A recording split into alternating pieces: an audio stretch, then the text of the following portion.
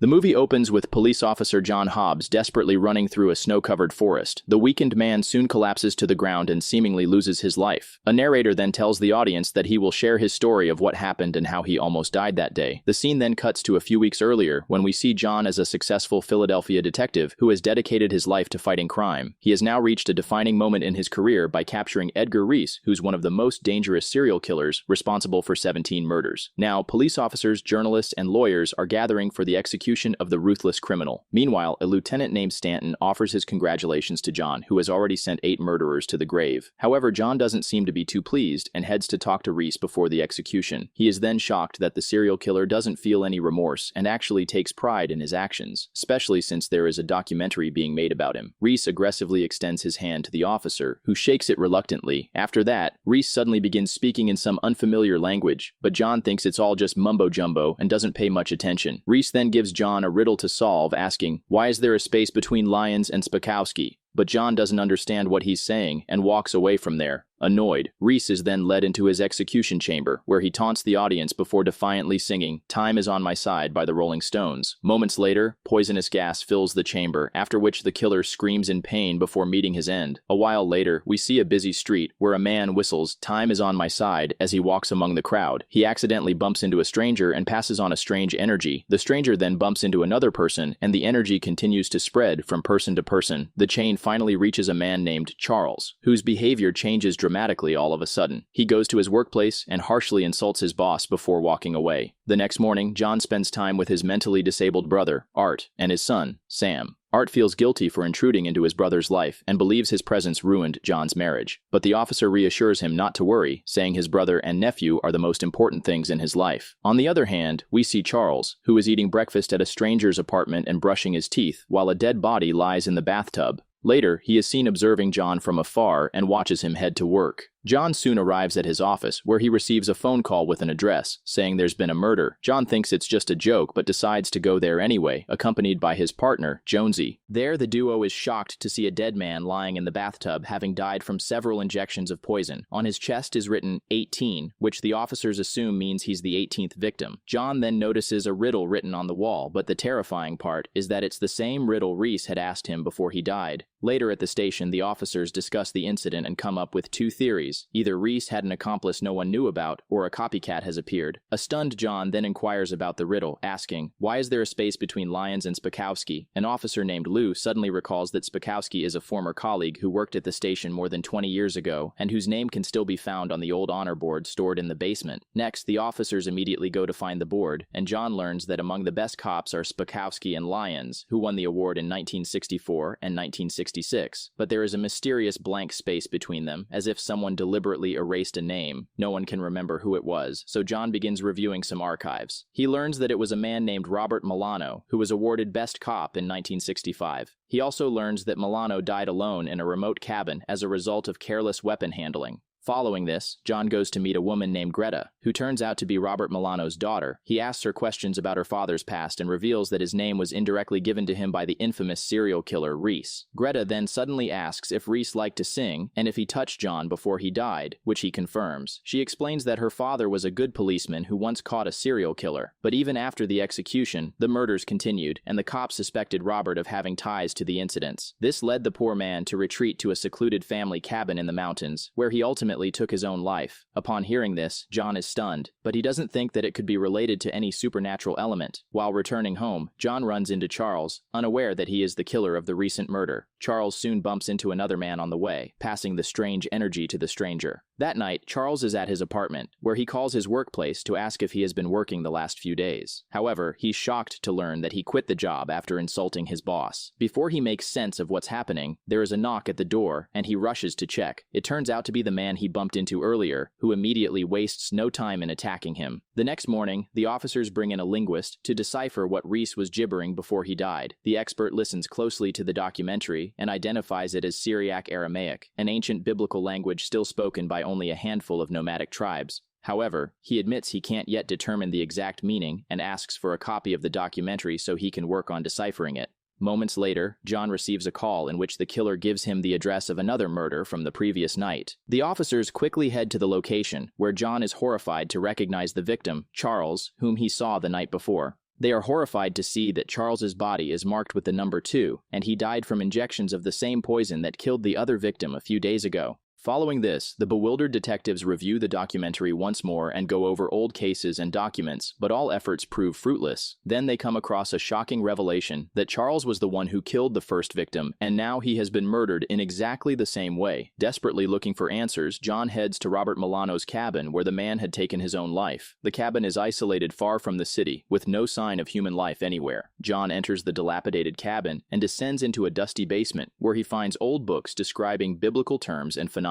Between the pages, he comes across an old photograph of the same basement and notices that one of the walls has been repainted. Using water and solvent, he washes off the paint and finds the inscription Azazel, leaving him even more confused. Upon returning to the city, John meets with Greta again and asks her about Azazel, which her father had inscribed on the basement wall before he died. But Greta is visibly horrified upon hearing this and refuses to explain anything. She only pleads with him to abandon the investigation for if he has even one person he cares about, leaving John deeply confused.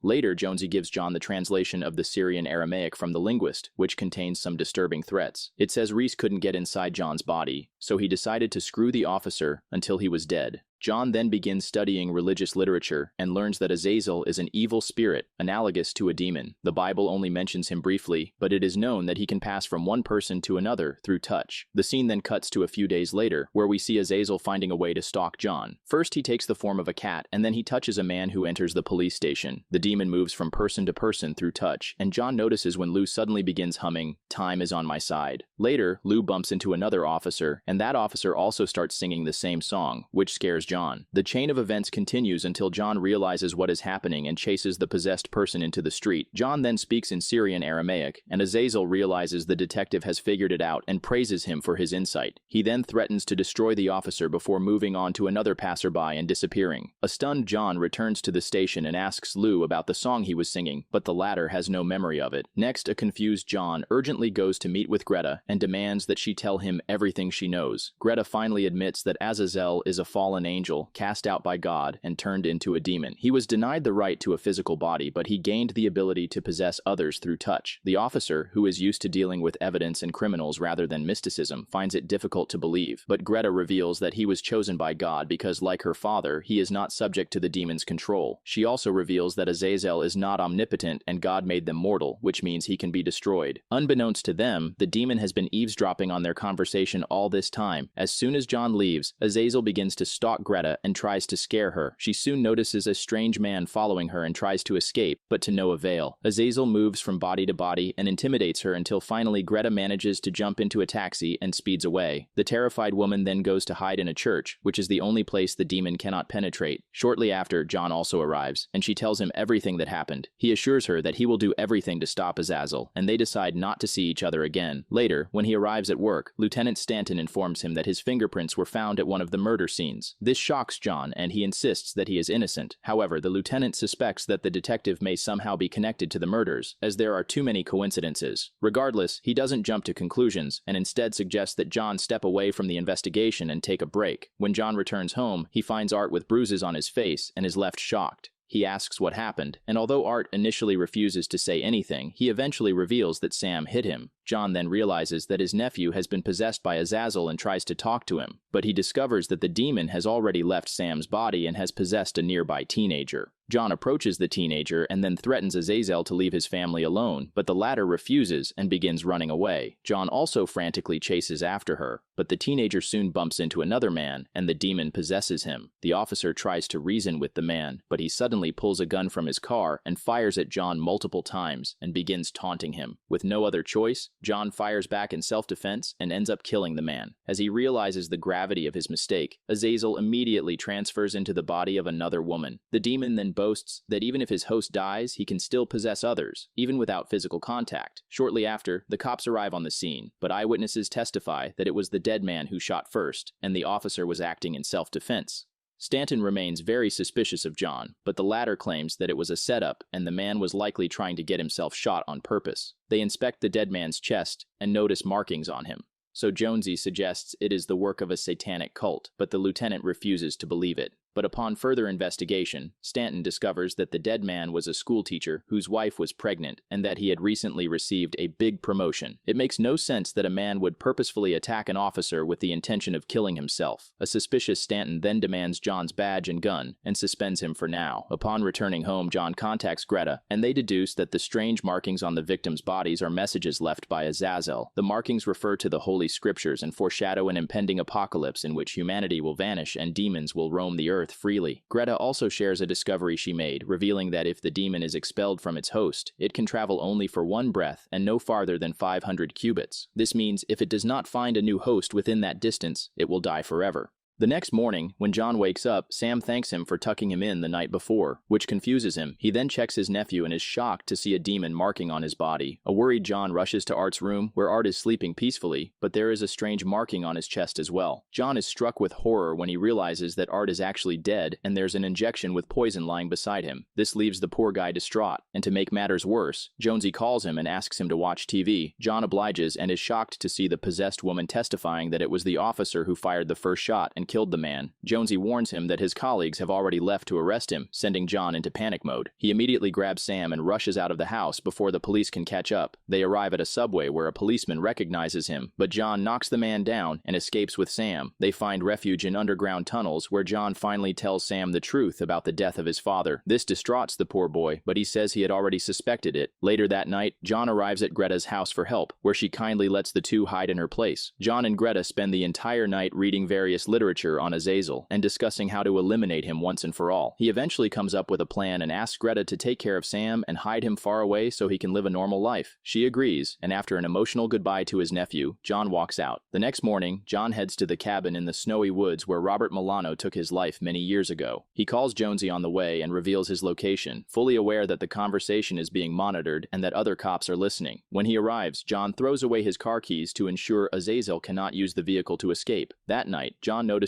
a figure approaching and realizes it is Azazel. He lashes out at the demon for killing his brother, but soon Stanton and Jonesy emerge from the woods, and turns out they're here to arrest him. Stanton demands that John lay down his arms and surrender, while Jonesy is hesitant to arrest his longtime friend. In the end, John reluctantly drops his gun and surrenders, but in a shocking twist, a possessed Jonesy turns on Stanton and kills him. Upon seeing this, John retreats to the cabin in panic while Azazel follows close behind, mockingly singing, "Time is on my side." The demon then reveals its twisted plan to kill its current host and then possess John, as he couldn't possess the detective through physical contact like other people. He thus plans to commit 20 more murders in John's body and even kill his nephew or Greta. The demon then turns the gun on Jonesy to shoot, but John intervenes and a vicious struggle erupts between them. Amid the chaos, the gunshot goes off and we learn that Jonesy has been shot in the stomach. As the man slowly dies, John takes out a cigarette and begins smoking without a care. Azazel wonders why he's so calm, since if Jonesy dies, the demon will possess John's body. But the officer says that he knows why Robert Milano came all the way to this isolated place because he figured out a way to beat the demon. Shockingly, he reveals that his cigarette is laced with the same poison Azazel used to kill his brother. This means that both Jonesy and John will die, and since there are no humans around for miles, Azazel will die without a host. Realizing he is doomed, Azazel begins yelling and cursing, but John shoots him, causing Jonesy's body to collapse lifeless. The demon frantically searches for a new host and possesses John, only for the poison to take hold. John begins to suffocate and dies, leaving Azazel powerless. In the end, it appears that all of them have perished, finally ending the demon's reign once and for all. But in a shocking twist, the narrator of the story turns out to be Azazel, who has been telling the story of how he almost died. He mocks the audience, who believe he has been defeated, but out of nowhere, a cat appears in the snow, which Azazel possesses. The movie then ends as the demon finally wins and heads back to the city, where he continues to wreak havoc and carry out his murder spree.